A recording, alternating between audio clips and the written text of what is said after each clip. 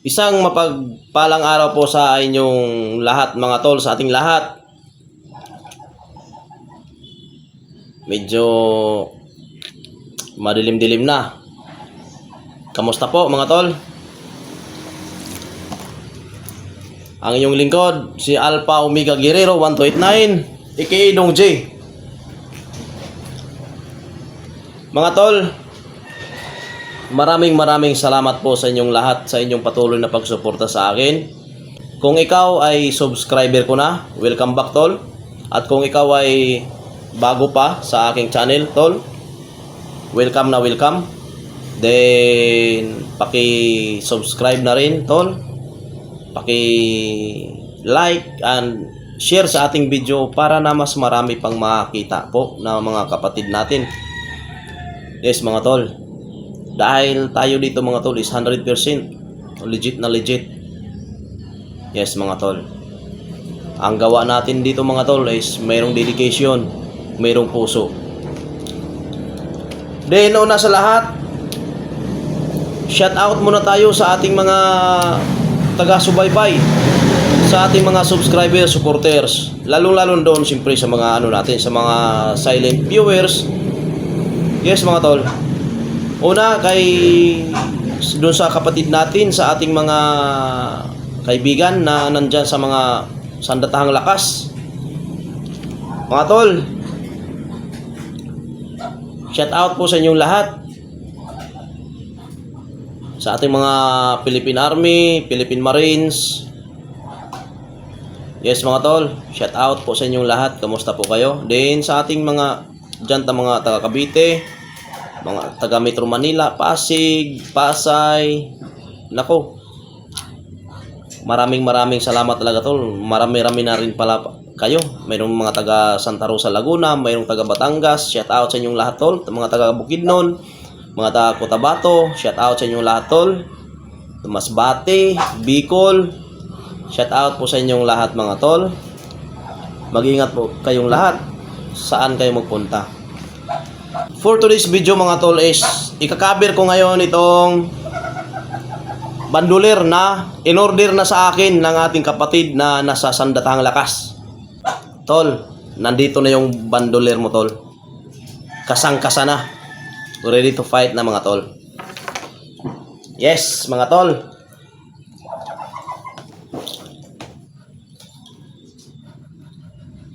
Bandoler na X7 mga tol. Round protection, pangkumbate spiritual, Masakir Armageddon. Masakir Armageddon pa rin ito mga tol. Yes mga tol.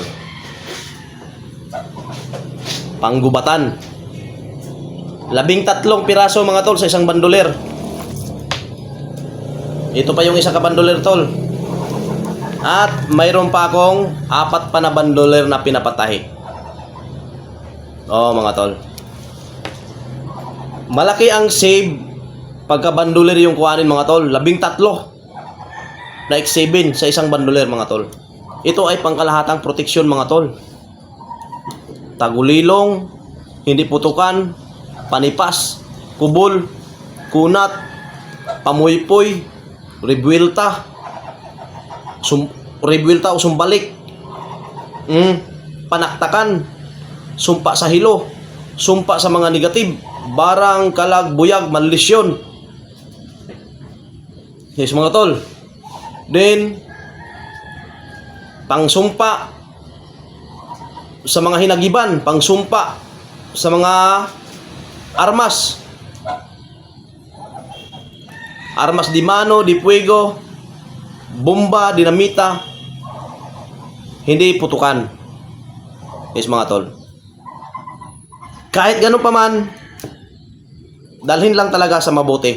Dahil ang usapan nito ay proteksyon. Kaya gumawa tayo ng mabuti.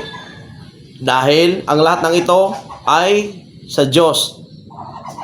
Wala tayong magagawa kung wala siya.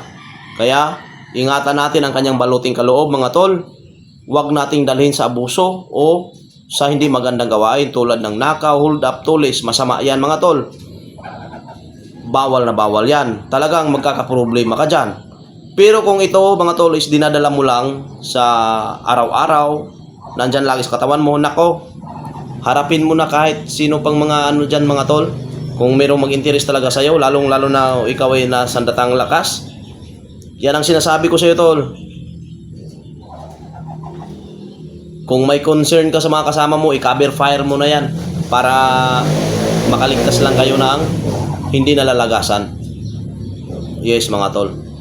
Kahit isa sa mga garapan nito, mga tol, sa X7, ipapatakan mo lang yung dila ng mga kasama mo.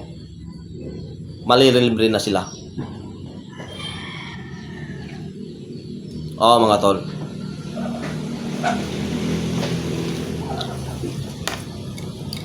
Tamang-tama lang ito, tol, sa katawan. Actually, adjustable to, mga tol. Nag-a-adjust. Kung ikaw ay malaking tao, ma-adjust naman ito.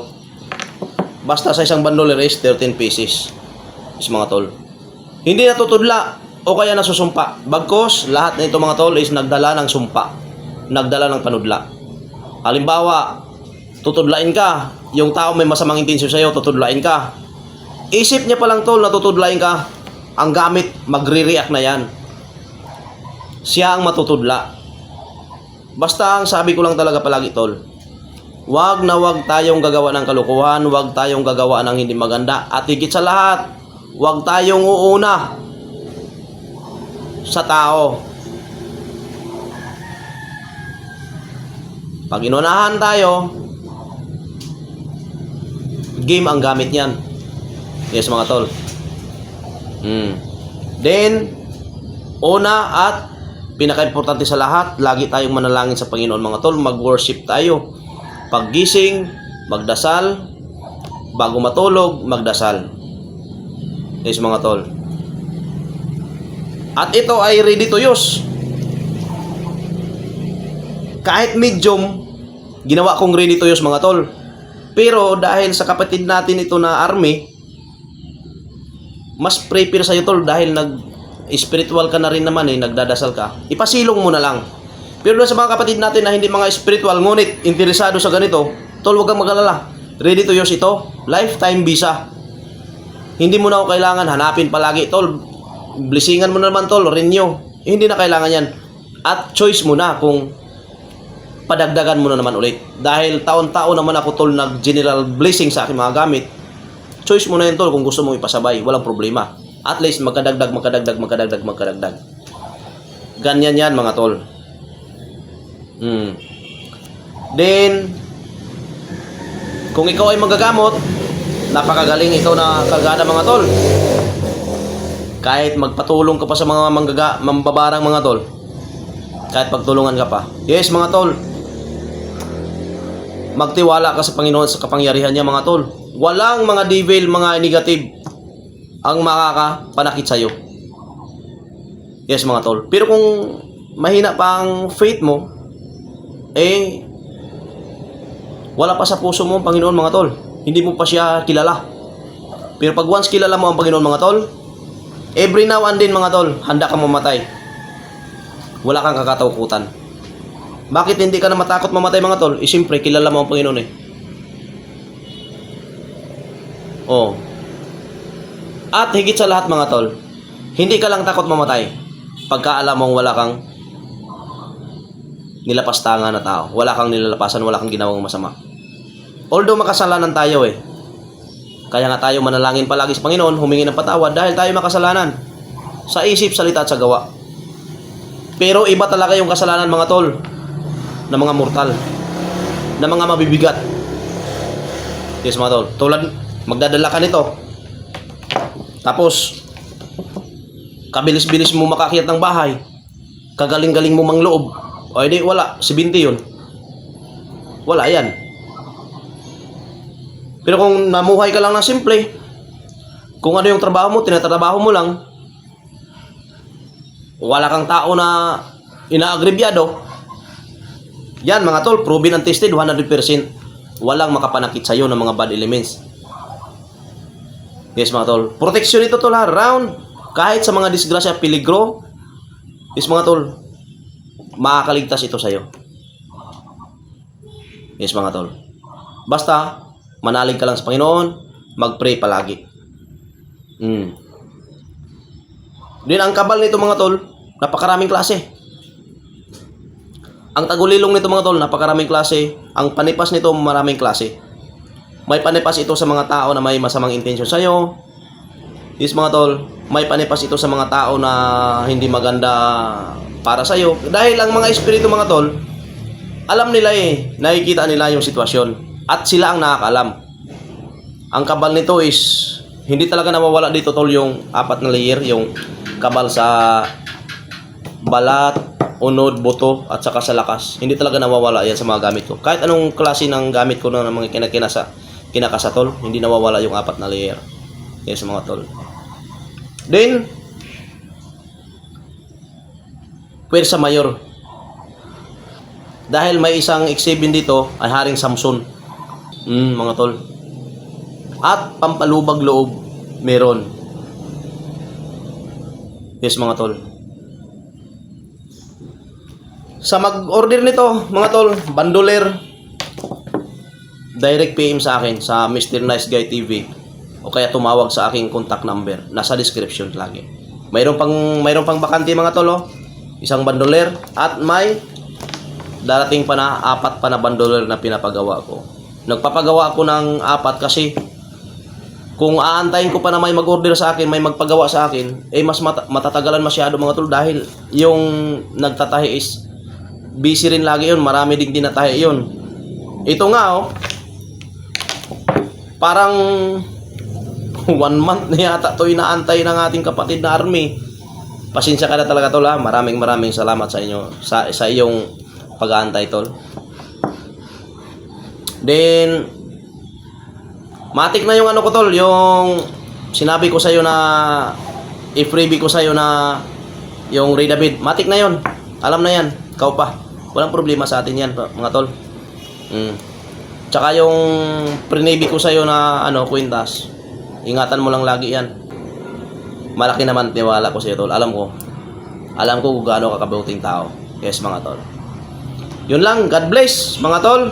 Maraming salamat po sa inyo sa patuloy yung pagsuporta sa akin. Mga tol, paki-subscribe, din like, and share sa ating mga video mga tol. Para na mas marami pang makakita na mga kapatid natin sa ating mga video. At malay natin na sila ay nangangailangan din ng pamproteksyon sa sarili, sa pang-araw-araw. Baka dito sila makakita sa atin. Yes mga tol. Pero, ang may advice ko lang talaga sa inyo tol, unahin nyo ang obligasyon sa pamilya, ang mga daily needs, mga basic needs para sa pamilya mga tol, bago pa ang gamit mga tol ha. Huwag yung gamit muna, magugutuman ng pamilya. Huwag naman yung ganyan. Dapat i-balance mo rin mga tol. Yun lang tol. God bless. Maraming salamat po sa inyo lahat.